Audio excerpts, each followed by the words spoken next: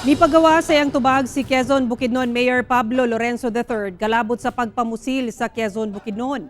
Samtang armas sa mga gwardya sa luna kung asa na itabo ang pagpamusil, gikumpiska. Atong sa aron ng detalye sa live report ni James Paulo Yap. James? Yes, Sara, gikumpiska sa Regional Civil Security Unit 10 ang armas sa mga gwardya sa luna kung asa nahitabo ang pagpamusil sa Quezon Bukidnon. Samtang Mayor Pablo Lorenzo III nagtuo nga gimmick lang ang gihimo ni presidential aspirant Leody de Guzman. Giadto sa mga personahe sa Regional Civil Security Unit 10 ang lugar kung asa nahitabo ang pagpamusil nga may resulta sa pagkaigo sa upat ka mga mag-uuma nga kauban ni presidential aspirant Leody de Guzman atol sa land protest sa Barangay Putong, Quezon Bukidnon. Sutaon unta sa RCSU 10 ang mga papeles sa mga sikyo nga naka-duty, laki pang ilang mga armas sa pagkahitabo apan wala kuno sila pasudla.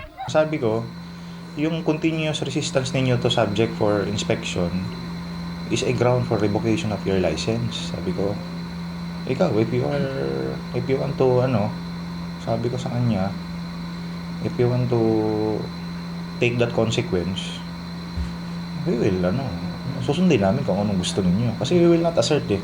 Milungtad pa sa pipila ka oras nga negosasyon sa kapulisan ug sa security agency ay hakini misugot sa spot inspection sa pulis. Dinhi nasuta nga kulang ang mga papeles sama sa firearm registration, certificate of authority on COMELEC gun ban o judicial LTOF sa armas sa mga sikyo. Busa gikumpiska ang 5 ka mga shotgun, 2 ka 9mm pistol ug 1 ka kalibre 38 nga armas.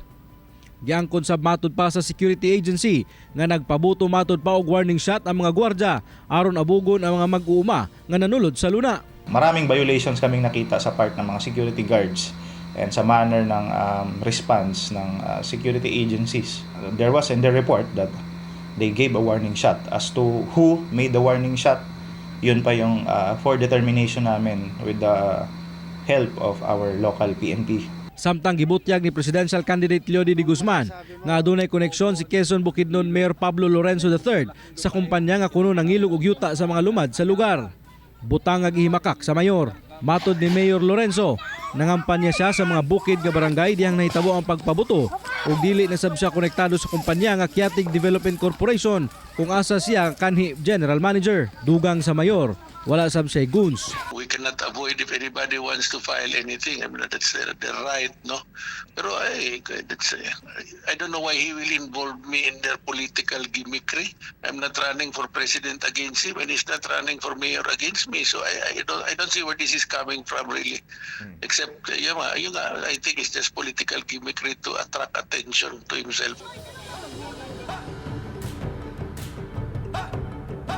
Sara, mas gipalapdan pa karon ang investigasyon sa kapulisan aron masuta kung kinsa sa mga duty guards atong panahuna ang nagpabuto og armas. Kini base na sab sa pag-angkon sa security agency sumala sa ilahang gipadalang report sa otoridad. Sara? Okay, daghang salamat, James Paulo Yap.